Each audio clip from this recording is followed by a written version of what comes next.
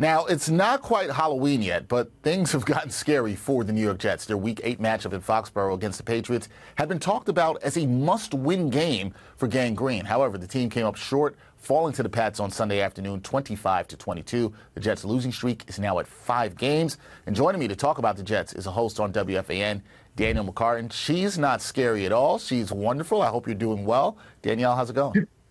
Yeah, Dexter, good. I mean, after watching this Jet game, not so good. It's just a disaster. And I love the Halloween nod there. It's scary season for the Jets. Yeah, scary season, scary hours, whatever you want to call it. This is what it is for the Jets. Now, Danielle, the Jets, they had a 5-point lead with 2:57 to go in the fourth quarter after a Braylon Allen score. However, the Patriots, they marched down the field. They scored a touchdown. They also get a 2-point conversion. With that happening, do you look at this loss to the Pats as being on the Jets' defense? Where do I start? Dexter, it's just multifaceted. Yeah, the defense is one of the reasons why the Jets lost this game. I mean, the Jets defense let the Patriots go ahead and convert on about half of all 3-point conversions, or third down conversions. I'm sorry. The Patriots were 1 of 1 on fourth down. Mosley going out certainly had an effect on them, of course, but it seems to me as though when Jeff Ulbrich left that defensive coordinator role, took over the reins as head coach, the defensive unit totally fell apart. I mean, that 12-play, 70-yard drive to end the game, Sauce Gardner got burnt to a crisp by a guy who couldn't catch a cold all day long. He was cooked. He was toast. And the burning of the timeouts, they used 3 of them in the first quarter. I mean, how about that nonsense? The opening drive. Aren't those plays scripted? I never played NFL football, but aren't those plays scripted? Mike Williams didn't know where he was supposed to be, lined up on the wrong side. I'm so sick of seeing him out there screwing up in every which way, every single week. It's like he's inventing new ways to screw it up every week. I mean, does this guy even pick up a playbook in the days off? I mean, not even days off, in the week leading up to the game? Does he even study? What is he doing at practice? And then, on my count, at least 2 plays coming out of a timeout.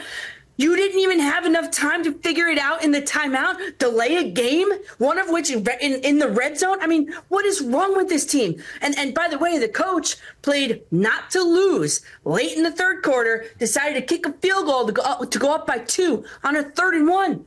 Ulbrich picked to kick the field goal with the kicker who has the yips. To me, that was 4th down territory, and the longer the Jets kept the Patriots in this game, you knew it was only going to mean bad things for them. And, so we talked about the defense. We talked about the burning, the clock management, mismanagement, burning of the timeouts. I mean, Aaron Rodgers, man, you got to figure that out. You got to get up to that line of scrimmage. I'm watching the play clock every time. It's down to 6, 5, 4. The defense knows that too. And you can't forget about the total failure that has been Greg Zuerlein this season, who I know we're about to talk about. Yeah, we're going to get to him. So, hearing all of that, Danielle, sounds to me like this loss is on everybody. That's what it sounds like you're saying. When you're going through all that, it's not just the defense. This is a loss on everybody. And I got to give a shout-out to you. I like that you had that playbook there ready. Maybe you got to hand that to the Jets. I think you might have to do that. You had the playbook right there. I saw that. That was there. So, you mentioned Greg Zuerlein. And it's rare, at least on this, in these post-game talks that I have with you, that we talk about a kicker. But Greg Zuerlein, another missed field goal, also missed an extra point in this game. Now, you can view those misses as the difference in this game. So did general manager Joe Douglas mismanage the kicker position this season for the Jets, in which it probably is part of the reason they lost this game too? Greg Zuerlein kept 4 points off the board today, just with his own foot and his own leg, all by himself. The Jets win that game if Greg Zuerlein can make an extra point and a 29-yard field goal. Chip shots. He has missed, the graphic showed up on the screen, he's missed the most kicks in the entire league so far this season. But to me, that's not on Joe Douglas. That's on the player himself this time around, because just last year, Zuerlein was one of the most reliable kickers in the league. I went back. He was 93% on all field goals. He was 95% on all extra points. This year, Dexter, there's something going on with him. He's hit only 62% of his field goals, the longest being just 40 yards. I don't know what it is. Maybe he's still playing hurt, but he's got to take a seat, because if that's the case, he's hurting the team at this point. He needs to figure it out. And if we're going to play the blame game, if I had to pick one of the reasons why the Jets lost this game today, it is no doubt Greg Zuerlein. He kept 4 points off the board. The Jets lost by how many? They lost by 3 points. 4 points would have given them the win. So there you go. It's tough when your kicker leaves points on the board, or off the board, I should say, in this case, because he did not put them on the board. Now, Danielle, we did see Hassan Reddick today finally played his first game in a Jets uniform. What did you make of his debut?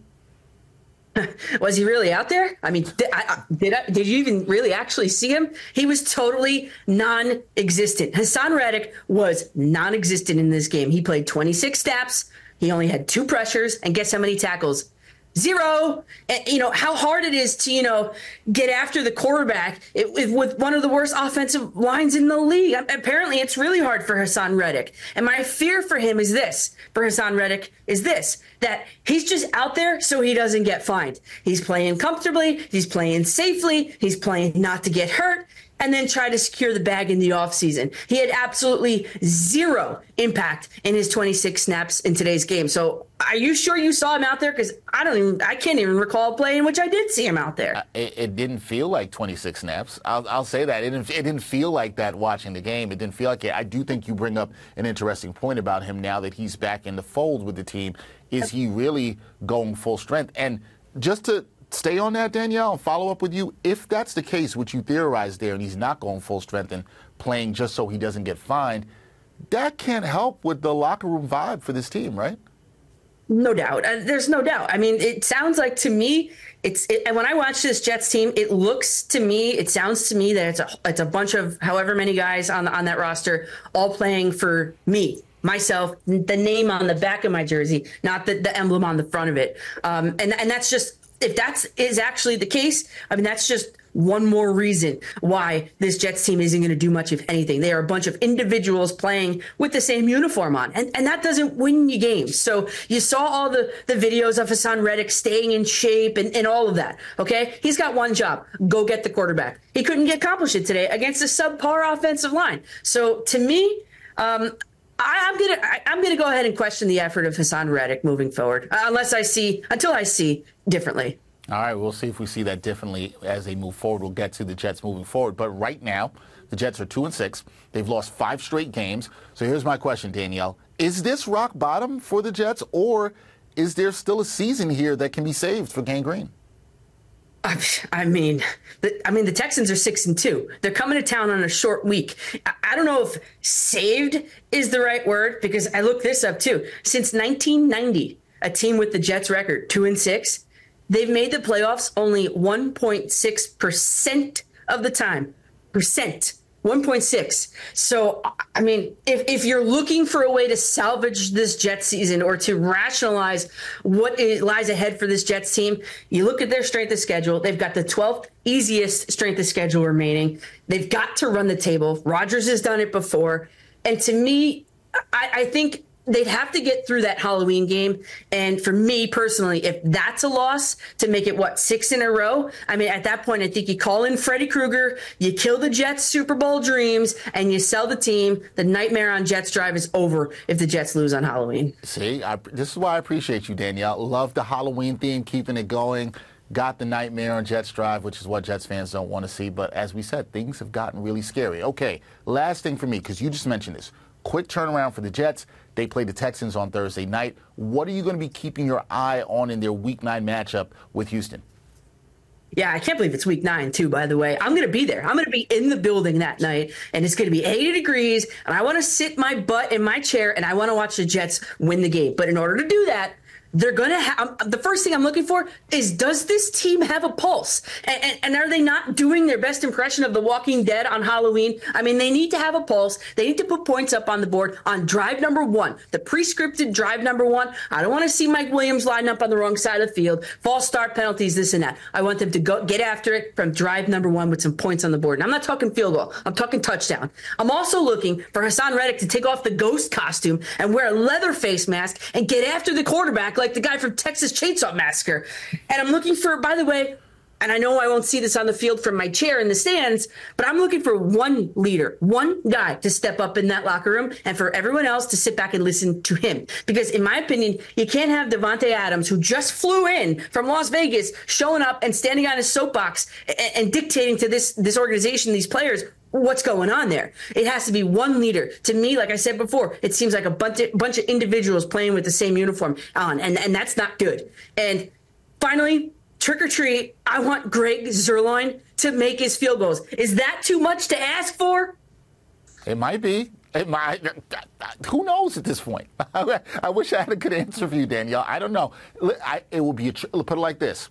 It would be a treat if he does make his field goals. It would also be a treat for the Jets fans if they win.